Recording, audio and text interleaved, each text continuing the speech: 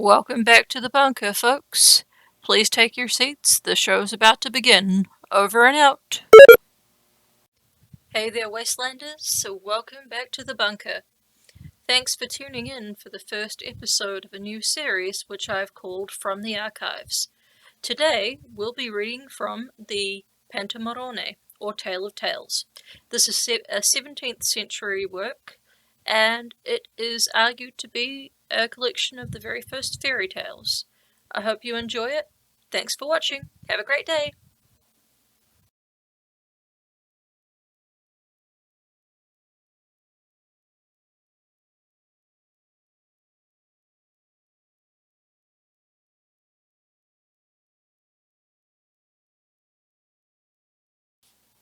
One.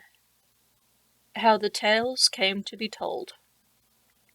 It is an old saying that he who seeks what he should not finds what he would not. Everyone has heard of the ape who, in trying to pull on his boots, was caught by the foot. And it happened, in like manner, to a wretched slave who, although she never had shoes to her feet, wanted to wear a crown on her head. But the straight road is the best, and sooner or later a day comes which settles all accounts. At last, having by evil means usurped what belonged to another, she fell to the ground, and the higher she had mounted, the greater was her fall, as you shall see. Once upon a time, the king of Woody Valley had a daughter named Zoza, who was never seen to laugh. The unhappy father, who had no other comfort in life but this only daughter, left nothing untried to drive away her melancholy. So he sent for folks to walk on stilts, fellows to jump through hoops, for boxers, for conjurers, for jugglers who perform sleight-of-hand tricks, for strong men, for dancing dogs, for leaping clowns, for the donkey that drinks out of the tumbler. In short, he tried first one thing, and then another, to make her laugh. But all was time lost, for nothing could bring a smile to her lips. So at length the poor father, at wit's end, and to make a last trial, ordered a large fountain of oil to be sent from the palace gates, thinking to himself that when the oil ran down the street along which the people passed, like a troop of ants, they would be obliged, in order not to soil their clothes, to skip like grasshoppers, leap like goats, and run like hares. While one would go picking and choosing his way, the other go creeping along the wall. In short, he hoped that something might come to pass to make his daughter laugh. So the fountain was made, and as Zoza was one day standing at the window, grave and demure, and looking as sour as vinegar, there came by chance an old woman, who, soaking up the oil with a sponge, began to fill a little picture, which she had brought with her. And as she was labouring hard at this ingenious device, a young page of the court passing by threw a stone so exactly to a hair that hit the picture and broke it into pieces. Whereupon the old woman, who had no hair on her tongue, turned to the page, full of wrath, and exclaimed, "Ah, you impertinent young dog, you mule, you gallows rope, you spindle legs, I'll lick you. May you be pierced by Catiline Lance. May 1,000 ills befall you, and something more to boot. You thieve, you knave." The lad, who had a little beard and less discretion, hearing this string of abuse, repaid the old woman in her own coin, saying, "Have you done, your grandmother of witches?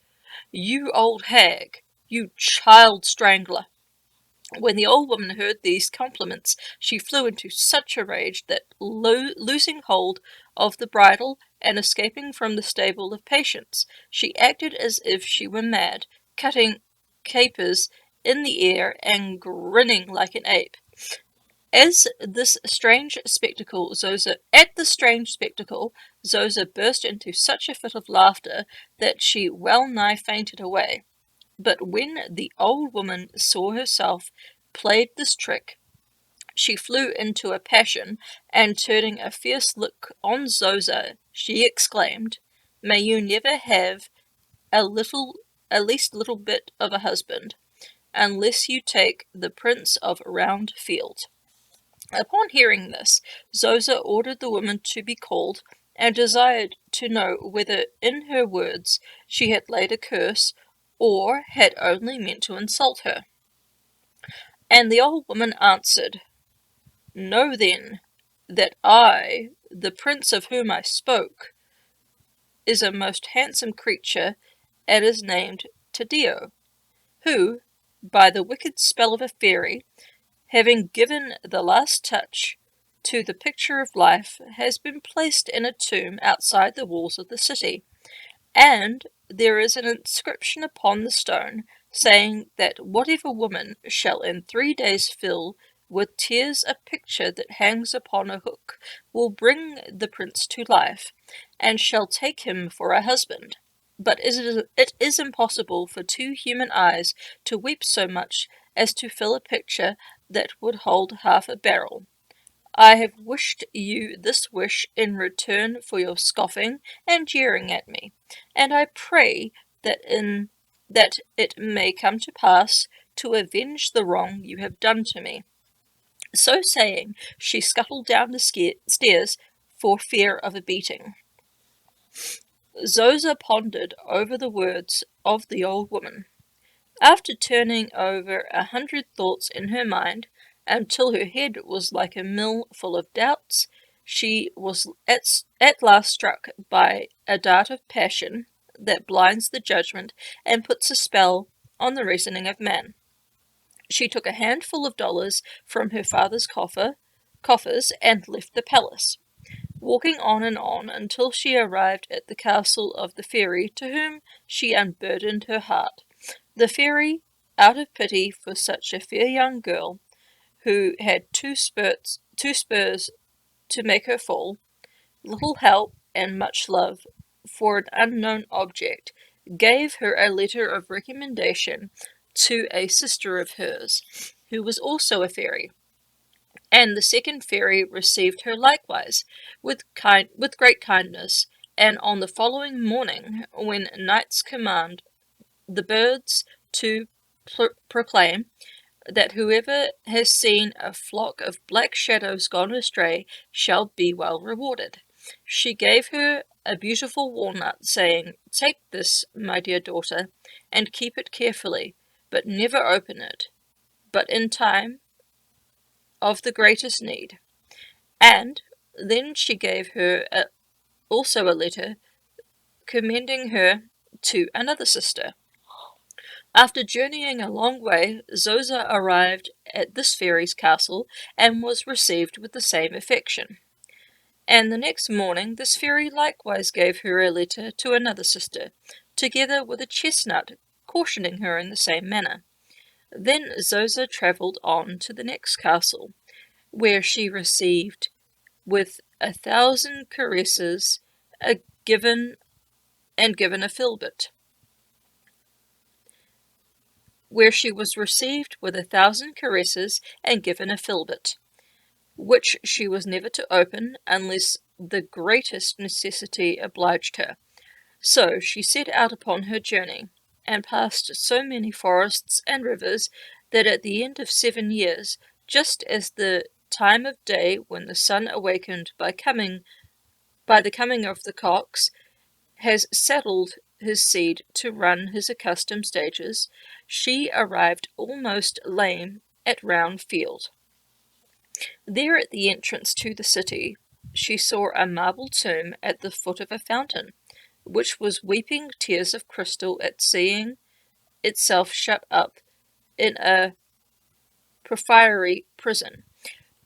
At lifting up the picture, she placed it in her lap and began to weep into it, imitating the fountain to make two little fountains of her eyes, and thus she continued without ever raising her head from the mouth of the picture, until, at the end of 2 days, it was full within 2 inches of the top. But being wearied with so much weeping, she was unawares overtaken by sleep, and was obliged to rest for an hour or so under the canopy of her eyes. Meanwhile, a certain slave, with the legs of a grasshopper, came as she was wont to the fountain to fill her water cask. Now she knew the meaning of the fountain, which was talked of everywhere, and when she saw Zoza weeping so incessantly, and making 2 little streams from her eyes, she was always watching and spying until the pitcher should be full enough for her to add the last drops to it, and thus to leave Zoza cheated of her hopes. Now, therefore, seeing Zoza asleep, she seized her opportunity, and dexterously removing the picture from under Zoza and placing her own eyes over it, she filled it in 4 seconds. But hardly was it full when the prince arose from the white marble shrine, as if awakened from a deep sleep, and embraced the mass of dark flesh, and carried her straightways to his palace. Feasts and marvellous illuminations were made, and he took her for his wife. When Zoza awake and saw the picture gone, and her hopes with it, and the shrine open, her heart grew so heavy that she was on the point of unpacking the bales of her soul at the custom house of death. But at last, seeing that there was no help for her misfortune, and that she could only blame her own eyes, which had served her so ill, she went away step by step into the city. And when she heard of the feasts which the prince had made, and the dainty creature he had married, she instantly knew how all this mischief had come to pass, and she said to herself, sighing, "Alas, 2 dark things have brought me to the ground, sleep and a black slave." Then she took a fine house facing the palace from the prince, from whence, though she could not see the idol of her heart, she could at least look upon the walls wherein what she sighed for was enclosed. But Taddeo was constantly flying like a bat around the black night of the slave, chanced to perceive Zoza, and was entranced with her beauty. When the slave saw this, she was beside herself with rage, and vowed that if Taddeo did not leave the window, she would kill her baby when it was born. Taddeo was anxiously desiring an heir, was afraid to offend his wife, and tore himself from the sight of Zoza, who, seeing this little balm of sickness of her hopes taken away from her, knew not at first what to do. But, recollecting the fairy's gifts, she opened the walnut, and out of it hopped a little dwarf like a doll, the most graceful toy that was ever seen in the world. Then, seating himself upon the window, the dwarf began to sing with such a trill and gurgling that it seemed a veritable king of the birds. The slave, when she saw and heard this, was so entrapped that, calling to Deo, she said, "Bring me the little fellow who is singing yonder, or I will kill the child when it is born." So the prince, who allowed this ugly woman to put the saddle on his back, sent instantly to Zoza to ask if she would not sell the dwarf. Zoza answered that she was not a merchant, but that he was welcome to it as a gift. So Taddeo accepted the offer, for he was anxious to keep his wife in good humour. 4 days after this, Zoza opened the chestnut, when out came a hen with 12 little chickens, all of pure gold, and, being placed on the window, the slave saw them, and took a vast fancy to them. And calling Taddeo, she showed him the beautiful sight, and again ordered him to procure the hen and the chickens for her. So Taddeo, who let himself be caught in the web and become the sport of the ugly creature, sent again to Zoza, offering her any price she might ask for the beautiful hen. But Zoza gave the same answer as before, that he might have it as a gift. Taddeo, therefore, who could not do otherwise, made necessity kick at discretion, and accepted the beautiful present. But after 4 days more, Zoza opened the hazelnut, and forth came a doll which spun gold, an amazing sight. As soon as it was placed at the same window, the slave saw it, and, calling to Taddeo, said, "I must have that doll, or I will kill the child." Taddeo, who let his proud wife toss him about like a shuttle, and nevertheless not the heart to send to Zoza for the doll, but resolved himself to go, recollecting the sayings, "No messenger is better than yourself," and let him who would eat a fish take it by the tail. So he went and besought Zoza to pardon his impertinence on account of the caprices of his wife, and Zoza, who was in ecstasies at beholding the cause of her sorrow, put a constraint on herself, and so let him entreat her the longer to keep in sight the object of her love, who was stolen by an ugly slave. At length she gave him the doll, as she had done the other things, but before placing it in his hands, she prayed the, the little doll to put a desire into the heart of the slave to hear stories told by her. And when Taddeo saw the doll in his hands, without his paying a single coin, he was so filled with amazement at such courtesy that he offered his kingdom and his life in exchange for the gift. Then, returning to the palace, he placed it in his wife's hands, and instantly such a longing seized her to hear stories told that she called to her husband and said, "Bid some storytellers come and tell me stories, or I promise you I will kill the child." Taddeo, to get rid of his madness, ordered a proclamation instantly to be made that all the women of the land should come on the appointed day. And on that day, at the hour when the star of Venus appears, who awakes the dawn, to strew the road along which the sun has passed, the ladies were all assembled at the palace. But Taddeo, not wishing to detain such a rabble for the mere amusement of his wife, chose 10 only of the best of the city, who appeared to him most capable and eloquent. These were bushy-haired Ziza, bandy-legged Sisa, ween-necked Messina, long-nosed Tolla, hump-backed Popper, beard Anatolia, dumpy Kurilla, blear-eyed Paula, bald-headed Cinemovita, and square-shouldered Jacova. Their names he wrote down on a sheet of paper, and then, dismissing the others, he arose with the slave from under the canopy, and they went gently to the garden of the palace, where the leafy branches were so closely interlaced that the sun could not separate them with all the industry of his rays.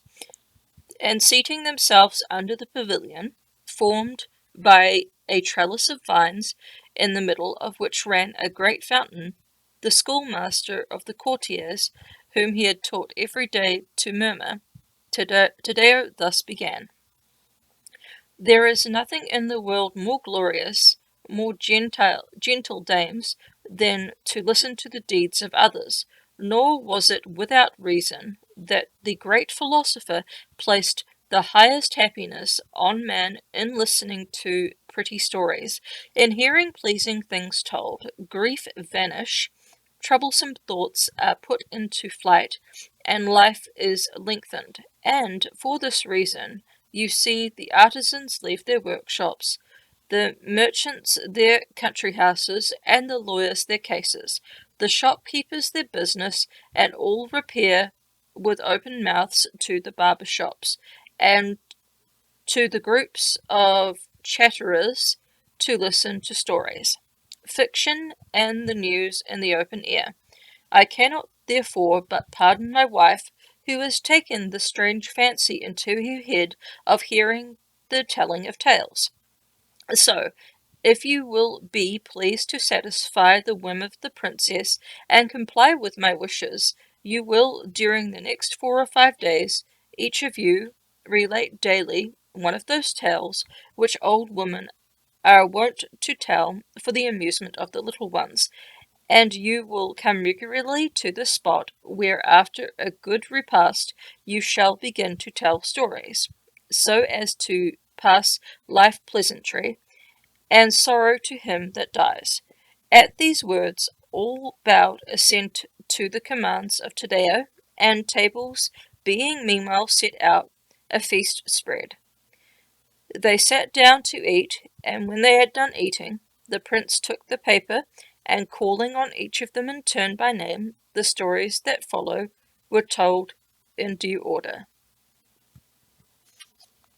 Okay, so that was the intro, first chapter. I really, really love those fairy tales. It's a little bit hard to read with the, ye old English. I want to say those were written in the 1500s. If it's too heavy, just let me know in the comments. I want people to be able to watch this. But if you really can't understand it, I won't continue. I really do like to read and, read the classics, keep them alive. And yeah, I hope you liked it. Let me know how you felt in the comments, and we'll see you next time in the bunker.